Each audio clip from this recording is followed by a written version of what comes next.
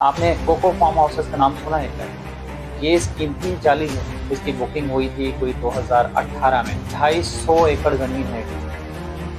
तो नैब ने ये क्लेम किया है कि ये सारी ज़मीन जो 250 एकड़ है, इसके सारे ट्रांसफ़र, इसकी सारी चीज़ें जाली पाई हैं। और अगर ये नैब का दावा वाक़ई सही है, तो फिर आप देखेंगे बिलियंस बना लिए इन लोगों ने। तो 2 दहाइयों पर मुहित जो सेल डीड थी, दिखाई या जो शो की, उसका भी कोई वजूद नहीं मिला सरकारी रिकॉर्ड। अब जनाब देखिए कि जो कोको हाउसिंग स्कीम की इंतजामिया थी, उसने इसी स्कीम के नाम पर 2 बैंक अकाउंट्स खोले थे, जहाँ पे लोगों से पैसे जमा किए जा रहे थे। एक वेबसाइट का एड्रेस भी दिया हुआ था। जब मैं उस वेबसाइट पे गया तो ये देखकर अफसोस हुआ कि उस वक्त जो साबिक सदर थे जनाब ममनून हुसैन साहब मरहूम, उनकी तस्वीर उसमें लगी हुई थी और वो रिबन काट रहे थे।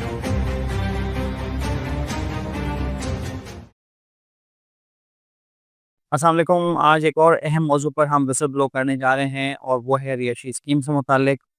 आम तौर पर कराची में ख़ास तौर पर ये देखने में आता है कि मुख्तलिफ़ नामों से हाउसिंग स्कीम आ जाती हैं और बड़े-बड़े इश्तहारात होते हैं, बहुत ज़्यादा पैसा खर्च किए जाते हैं। और उसके बाद जो बेचारे गरीब लोग जिनके सर पे छत नहीं है, जिनका अपना घर नहीं है, जिनका अपना प्लॉट नहीं है, थोड़ा बहुत जमा पूँजी उनके पास होती है या कोई उनके पास चीज़ें होती हैं, वो बेच-बाच के अपनी चीज़ें अपना छत अपने घर की छत बनाने के लिए वो उसमें इन्वेस्ट कर देते हैं। लेकिन बाद में जब वो सारे किस्तें दे चुके होते हैं, जब पोज़ीशन का टाइम आता है, उसके बीच में या कभी-कभार उसके बाद उस मौके पर पता चलता है कि जी वो तो पूरी स्कीम ही फ़ेक थी, जाली थी, कागज़ात जाली थे सर से। आपने कोको फार्म हाउसेज़ का नाम सुना है क्या? Coco housing scheme. यकीनन कराची में रहने वालों ने इसका नाम सुना होगा। ये स्कीम जो है इसके बारे में भी मुबीना तौर पे ये पता चला है, नैब के हवाले से ये खबर आई है कि नैब ने ये इंकशाफ किया है मुबीना तौर पर कि ये स्कीम ही जाली है। यानी ये स्कीम के बारे में बताया जा रहा है कि ये कोको हाउसिंग स्कीम है, Coco farm houses and resorts के नाम से इसकी बुकिंग हुई थी कोई 2018 में। और ये सुपर हाईवे पर वाक़ है, दुम्बा गोट के पास। 250 एकड़ ज़मीन है, 250 एकड़।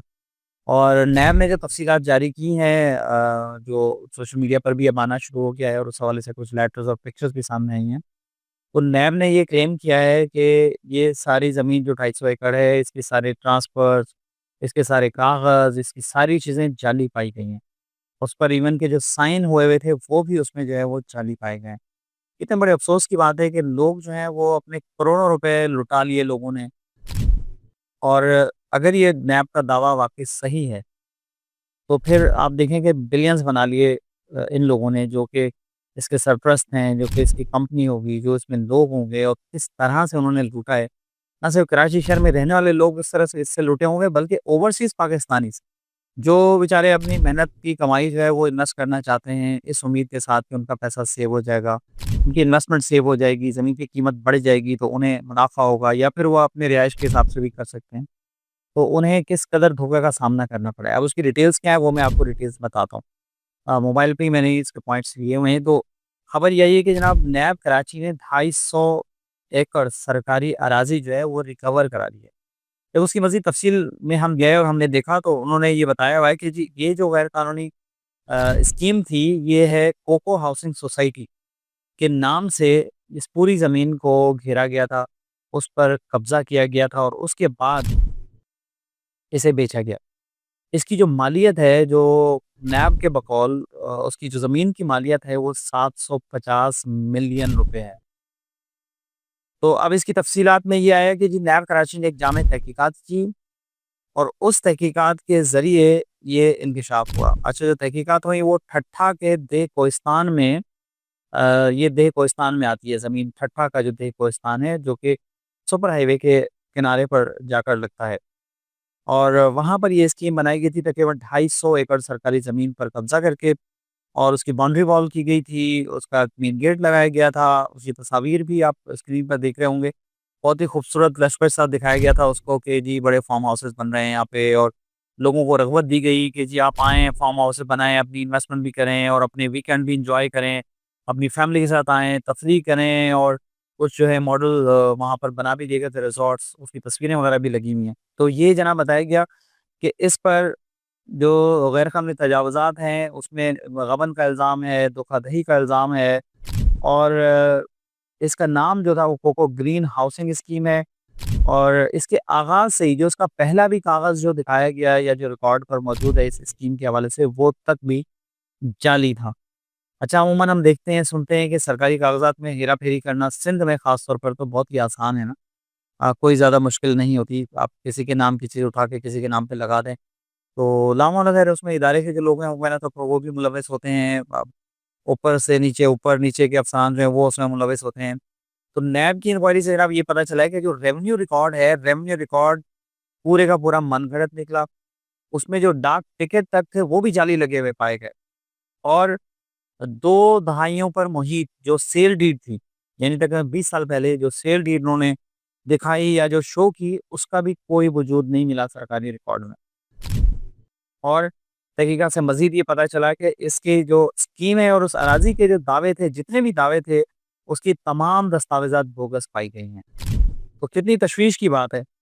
और ये जो तहकीकात से भी इनको पता चला कि जी जो कोको ग्रीन की इंतज़ामिया है, उनकी तरफ से जो पेश करदा उन्वान के सिलसिले का जब बारीक बीनी से जायज़ा लिया गया और हर एक अहम लिंक को जब जाके देखा गया, तो वो जाली और जाली दस्तावेज़ात पर मबनी पाया गया।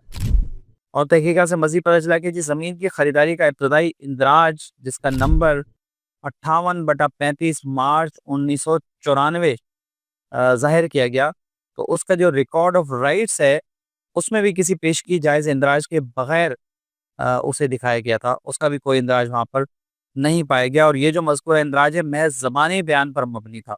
कितनी मज़े की बात है ना, इतनी हैरत की बात है। वैसे सिंध के हवाले से आपको ये सुनकर बहुत ज़्यादा हैरत नहीं हो रही होगी। तो इसी तरह से 1996 के बाद का रिकॉर्ड, सीएलडी रजिस्टर, इवन के ये सब चीज़ें जो है वो जाली पाई गईं।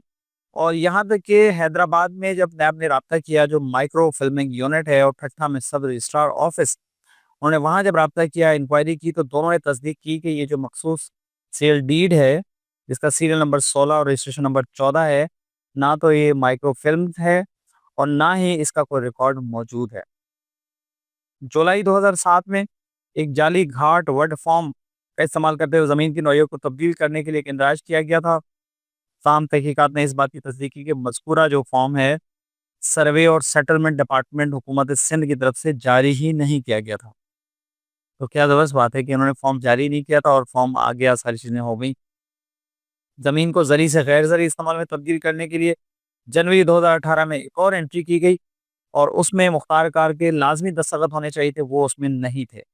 ये बात भी सामने आई और ये बात भी सामने आई कि उस वक़्त ठट्ठा के जो असिस्टेंट कमिश्नर जिनके दस्तखत ज़ाहिर किए गए उस दस्तावेज़ पर, तो ये जब उसकी तस्दीक की गई तो पता ये चला कि जी जो एसी हैं उनके दस्तखत जो थे वो भी फेक पाए गए, जो कि उस दौरान वो एसी साहब जिनका वहाँ साइन था वो नैब की तहवील में थे।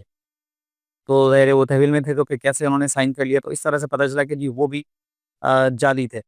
सूबाई लैंड रिकॉर्ड मैनेजमेंट सिस्टम जो अब सिंध गवर्नमेंट ने किया है और जिसमें कंप्यूटराइज़ रिकॉर्ड जो है वो आ रहा है, जब उससे भी तस्दीक की गई, तो इस 250 एकड़ अराज़ी का वहाँ भी कोई रिकॉर्ड नहीं मिला है। अब जनाब देखिए कि जो कोको हाउसिंग स्कीम की इंतज़ामिया थी, उसने इसी स्कीम के नाम पर 2 बैंक अकाउंट्स खोले थे, जहाँ पे लोगों से पैसे जमा किए जा रहे थे। आम लोगों से वो पैसे जमा करने के लिए बैंक अकाउंट्स खोले गए और उसमें 68 मिलियन रुपए इकट्ठे किए गए। और ये बताया गया कि जनाब डीजी नैब कराची शकील अहमद दुरानी ने ये कार्रवाई कराते हुए गैर कानूनी काबज़ीन से सरकारी ज़मीन जो है वो वागुज़ार कराई है और उन्होंने इस अज़्म का भी अदा किया है कि जो रकूम लोगों से लूटी गई हैं वो भी वापस करें। अल्लाह करे कि ऐसा हो जाए और वापस जो है वो हो जाएँ चीज़ें। इस पर जब मैंने मज़ीद सर्च की और इसको मज़ीद रिसर्च करने की कोशिश की, गूगल पर इसको सर्च किया इस स्कीम को, कोको हाउसिंग स्कीम को, तो फ़ेसबुक पर इनका एक पेज है जो 2018 में बना था और वहाँ कुछ पोस्टें लगी हुई हैं, उसकी तस्वीरें लगी हुई हैं बड़ी अट्रैक्टिव सी लोगों को लुभाने के लिए। लेकिन 2018 के बाद उस पेज पे भी कोई पोस्टिंग मौजूद नहीं थी। हालाँकि उसमें दिखाया गया जी तरक्याती काम बड़ी ज़बरदस्त तेज़ी से जारी है। जैसे आम होता है कि इस तरह के लोग जो हैं वो अट्रैक्ट करते हैं लोगों को थोड़ा बहुत काम करा के, ट्रैक्टर चला के और खजूरें लगा के और सड़कें बना के थोड़ा सीधा करके बता दें कि जी देखें ज़बरदस्त काम शुरू हुआ है। उसमें एक और चीज़ भी सामने आई जब इनकी एक वेबसाइट का एड्रेस भी दिया हुआ था, जब मैं उस वेबसाइट पे गया तो ये देखकर अफ़सोस हुआ कि उस वक़्त जो साबिक सदर थे जनाब ममनून हुसैन साहब मरहूम, उनकी तस्वीर उसमें लगी हुई थी और वो रिबन काट रहे थे। अब ये कन्फर्म नहीं कि उसी स्कीम का रिबन काट रहे थे या इनके ऑफ़िस का कोई रिबन काट रहे थे और उसमें 1-2 और भी सियासी शख्सियात के चेहरे भी कुछ नज़र आ रहे थे। कि वो भी उसमें मौजूद थी। तो ऐसे-ऐसे लोग ज़ाहिर है अब लोग बुलाते हैं, लोग चले जाते हैं फीता काटने के लिए, मेहमान खुशी बन जाते हैं, लेकिन उन्हें बैकग्राउंड का नहीं पता होता कि उनकी तस्वीर को दिखाकर कैसे बेचा जाएगा। उनकी तस्वीर देखने के बाद बहुत से लोग ये बिलीव करने पे मजबूर हो जाते हैं कि यार ये स्कीम सही होगी तभी इतना एक मोतबर आदमी, एक बड़ी शख्सियत वहाँ पर मौजूद हैं या बाज़ औक़ात सरकारी शख्सियत भी वहाँ पे चली जाती हैं, मौजूद होती हैं, तो ये तो लोगों को लूटने का धंधा बनाया हुआ है। तो भाई अल्लाह के वास्ते कराची के रहने वालों, सिंध के रहने वालों पूरी दुनिया में जहाँ-जहाँ भी पाकिस्तानी हैं, देख-भाल के अपना पैसा इन्वेस्ट करो। अब भी अगर इसमें आपने पैसा लगा दिया तो भई आपके साथ ज़ाहिर है अफ़सोस ही हो सकता है और अपने आप से राब्ता करें, अपने क्लेम जमा कराने के लिए आगे की बात करें, वरना तो आपका पैसा जो है वो डूब ही जाएगा। और आप सोचें कि 20 साल, 25 साल ये स्कीम चलती रही, लोगों को ये लोग लूटते रहे मुबैना तौर पर, उसके बाद जाके अब पता चल रहा है कि जी वो तो सारी चीज़ें फ़ेक थी, ज़मीन भी सरकारी थी, सारा कुछ सरकारी था, तो भई ये इदारे पहले कहाँ थे? बड़ा सवाल पैदा होता है कि ये इदारे क्या सो रहे थे? उस वक़्त के एसी कहाँ था? डीसी कहाँ था? जो लैंड लीविंग अथॉरिटीज़ हैं, वो कहाँ पर थी? उन्होंने क्यों नहीं इसका नोटिस लिया? और क्यों नहीं देखा इस बात को कि ये कानूनी हो रहा है, गैर कानूनी? पुलिस की भी इसमें ज़िम्मेदारी। वैसे तो कहीं आप जायज़ काम पे भी एक ईंट भी लगाएँ, एक ब्लॉक भी लगाएँ, तो पुलिस फ़ौरन पहुँच जाती है अपना हिस्सा लेने के लिए। तो ये जब इतना बड़ा मौका मामला हुआ तो क्या उनको पता नहीं चला? यकीनन उनको पता चला होगा और उन्हें भी अपनी हैसियत के मुताबिक अपना हिस्सा वसूल किया ही होगा। बहुत सारे लोग कह रहे होंगे कि इल्ज़ाम तराशी है, लेकिन इस तरह यकीन करना बड़ा मुश्किल है कि उनकी शमूलियत के बगैर या उनकी सरपरस्ती के बगैर ये सब कुछ हुआ होगा।